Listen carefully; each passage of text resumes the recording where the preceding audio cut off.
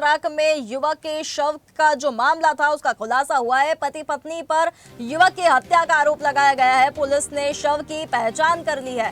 वहीं पुलिस ने पति पत्नी को हिरासत में ले लिया है। इस मामले में एक दंपति को दिल्ली में गिरफ्तार किया गया है। आरोपी दंपति घटना के बाद प्लेन से दिल्ली भागे थे। दिल्ली पुलिस और एयरपोर्ट सुरक्षा जवान ने दंपति को गिरफ्तार कर लिया है। हत्या के मामले में रायपुर से पुलिस की एक टीम दिल्ली के लिए रवाना हुई। वहीं मृतक की पहचान किशोर पेकरा के रूप में हुई है। शिवानी शर्मा अंकित उपाध्याय को पुलिस ने हिरासत में लिया है। इस मामले में आरोपियों को रायपुर लाने के बाद अब उनसे पूछताछ होगी। पूछताछ में कई अहम खुलासे होंगे। वहीं बता दें कि आरोपी पेशे से एक वकील है।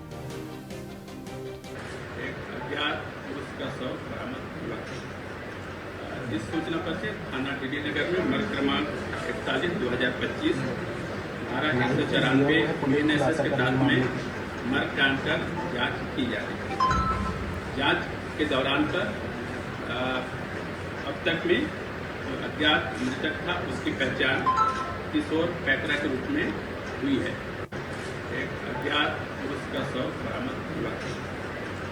इस सूचना पर से थाना टीडी नगर में मर्ग क्रमांक 41/2025। चलिए, इस खबर पर हमारे साथ हिमांशु पटेल रायपुर से हमारे साथ सीधे जुड़ चुके हैं। हिमांशु, युवक का शव मिला। इस मामले में, हत्या के मामले में पुलिस ने पति पत्नी को, दंपति को गिरफ्तार किया है। क्या कुछ यहाँ पर पूरी अपडेट है? पूरे मामले पर कल देर शाम जो है डेड बॉडी मिली थी। पेटी और सूटकेस में बंद लाश को मामले पर जो है इलाके में हड़कंप मचा था। उसके बाद पुलिस कहीं ना कहीं पूरे मामले को जांच करते हुए जो डॉग स्क्वाड की टीम है, उस डॉग है वो इंद्रप्रस्थ कॉलोनी तक पहुंची। उसके बाद पुलिस को संदेह अगर आता चले गया कि ये पूरी हत्या की साजिश है, वो इंद्रप्रस्थ कॉलोनी में ही रची गई है। उसके बाद जब पूरी बारीकी से जांच की गई, कॉलोनी परिसर का तमाम जो है दर्जन भर से ज्यादा सीसीटीवी फुटेज खंगाले गए, तो उसमें साफ तौर पर ये निकल कर सामने आया कि अल्टो कार में फर्जी नंबर प्लेट लगाकर डेड बॉडी को उस पेटी में भरकर जो है 3 संदिग्ध यानी 2 पुरुष और 1 महिला लिफ्ट से कमरा नंबर जो है 216 से उन्हें निकालकर जिस तरह से पूरी लिफ्ट से उतारा गया, लिफ्ट से उतारकर उसे कार में डाला गया। कार के जरिए उसे कॉलोनी से बाहर जो है निकाला गया और घटना जहां हत्या की गई थी वहां से महज 1 किलोमीटर दूर जो सुनसान इलाका है, झाड़ियों थी, वहां पर जो है पेटी को फेंक दिया गया था। तो आरोपी की मंशा यही थी कि पेटी में हम भर देंगे सीमेंट और केमिकल से, इन्हें जो है लॉक कर देंगे तो बदबू बाहर नहीं आएगी और किसी को पता नहीं चलेगा। लेकिन उसके बावजूद जो बॉडी डिकम्पोज होने लगी थी, क्योंकि हत्या जो है फेंकने से 3 दिन पहले के आसपास की बताई जा रही है, और बॉडी डिकम्पोज होने के साथ साथ उससे स्मेल आना शुरू हो चुका था। ऐसे में वो घटना स्थल से ज्यादा दूर तक भी नहीं जा सकता था आरोपी, इसीलिए महज 1 किलोमीटर के आसपास जो सुनसान इलाका है उसको चुना गया। और पूरे मामले पर कहीं ना कहीं पुलिस है वो पूछताछ करते हुए मामले पर पहुंची है। और आज अंततः जो पूछताछ के दौरान खुलासा हो गया कि मृतक रायपुर का निवासी था, जो अपने फैमिली से अलग किराए पे रहता था, और जो आरोपी है वो पेशे से वकालत करता था, वकील था, और एक महिला उनके साथ जो है इस घटना पे शामिल रही है। और बताया जा रहा है कि 5 दिन पहले ही मकान के किराए पर लिया गया था। यानी पूरी प्लानिंग के तहत हत्या की गई थी। बॉडी को कैसे ठिकाने लगाना है, कैसे हत्या करना है, पूरी जो है साजिशान की तरह ये पूरी घटना कारित की गई है। उसके बाद पूरे मामले पर कहीं ना कहीं अभी 2 आरोपी जो कि कार में सवार थे, एक महिला, यानी 3 लोग संदिग्ध के रूप में हिरासत में लिए जा चुके हैं। दिल्ली के एयरपोर्ट से शिवानी और अंकित को गिरफ्तार किया जा चुका है, वहां की टीम हिरासत में ले चुकी है। एक आदमी के साथ साथ यहाँ पे 2 से 4 लोगों को हिरासत में लेकर डीडी नगर थाना पुलिस जो है पूछताछ कर रही है।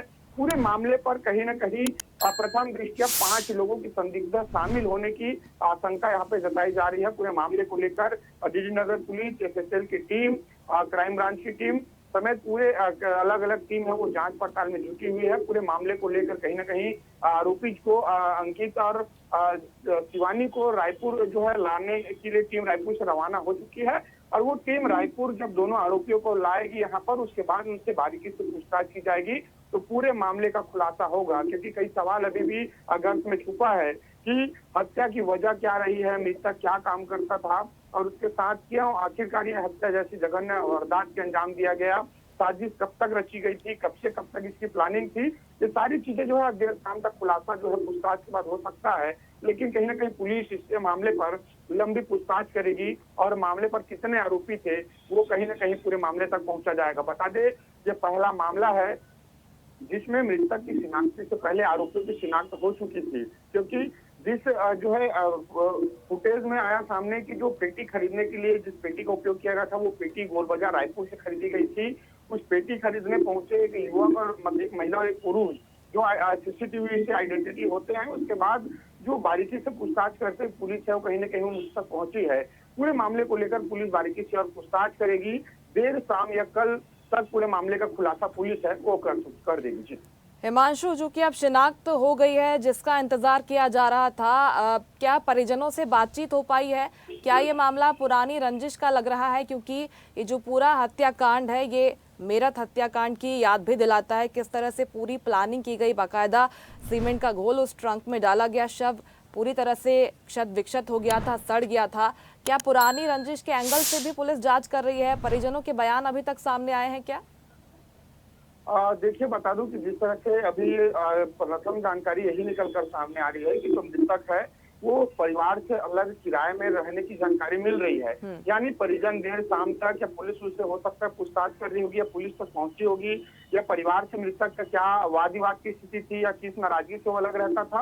ये सारी चीजें तो जांच का विषय है, पूछताछ का विषय है। लेकिन जिस तरह से अभी प्रथम जानकारी यही आई है कि मृतक जो है परिवार से अलग रहता था और पूरे घटना को लेकर कहीं ना कहीं ड्रम के जिस तरह से मेरठ की घटना हुई थी उसी पार्ट 2 की तरह से घटना को देखा जा सकता है। और कहीं ना कहीं ये जानकारी अभी निकल कर सामने है कि जमीन से जुड़ा कारोबार करते थे और पैसे की वजह से ही हत्या जो है कारित किया गया है। बहरहाल पुलिस पूरे मामले का खुलासा करेगी, पुलिस जो पुष्टि करेगी, लेकिन कहीं ना कहीं पैसे के विवाद और जमीन का मामला इस पर निकल कर सामने आ सकता है और इस दोनों पहलुओं पर पुलिस है वो जांच कर रही है। बिल्कुल, क्योंकि जो आरोपी बताए जा रहे हैं पेशे से वकील हैं, कैसे उन्होंने इस पूरे हत्याकांड की साजिश रची और कैसे एक व्यक्ति को इस तरह से मौत के घाट उतार दिया। जो तस्वीरें सामने आई हैं, रूह कपा देने वाली तस्वीरें सामने आई हैं, पूरे प्रदेश को हिलाकर रख दिया इस घटनाक्रम ने, हत्याकांड ने। हिमांशु, निश्चित तौर पे वकील एक ऐसा पेशा होता है जब किसी घटना होती है, कोई मामले के जब वो उनसे पैरवी जब करते हैं तो पहले जिस आदमी पर बीता होता है, जिस आरोपी पर बीता होता है, जिस पीड़ित पर बीता होता है, उस पूरी घटना को केस डायरी जब वकील तैयार करता है तो कहीं ना कहीं एक एक क्लू अपनी डायरी पे वो नोट करता है। यानी वकील को भी साफ तौर पे एक आइडिया उनको मिला है और वकील के आइडिया से ही ये पूरे कायराना करतूत को अंजाम दिया गया है। तो कहीं ना कहीं ये जो पुलिस है वो वकील के इस माइंड को देख आकलन कर रही है कि किस केस के हिसाब से या कौन से केस इसको ऐसा मिला था जिसको वो फॉलो करके ये तरकीब अपनाई है लाश को ठिकाने लगाने का।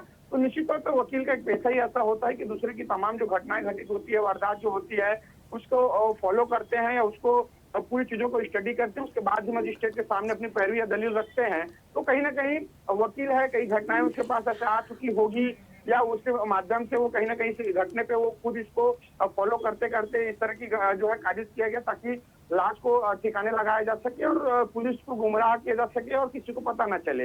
लेकिन अब पूरे मामला जो है पुलिस जो है बारीकी से पूछताछ करेगी, हत्या की वजह क्या है, प्लानिंग कब से करी गई थी, क्या ऐसी प्लानिंग इसके दिमाग पे कैसी सूझी, ये तमाम जो सारी बातें हैं पुलिस कहीं ना कहीं पूछताछ करेगी, उसके बाद ही स्पष्ट हो पाएगा। जी चलिए, बहुत बहुत धन्यवाद हिमांशु आपका हमारे साथ इस खबर पर जुड़ने के लिए। तो आपको रायपुर से बड़ी खबर हम बता रहे थे, युवक की हत्या की गई थी, उसके शव को सूटकेस में बंद कर फेंका गया था, जिसका पुलिस ने खुलासा कर दंपत्ति को हिरासत में ले लिया है। ताजा खबरों के लिए लाइक, फॉलो और यूट्यूब पर सब्सक्राइब कर बेल आइकन दबाएं। साथ ही हर अपडेट के लिए विजिट करें स्वदेशलाइव.com।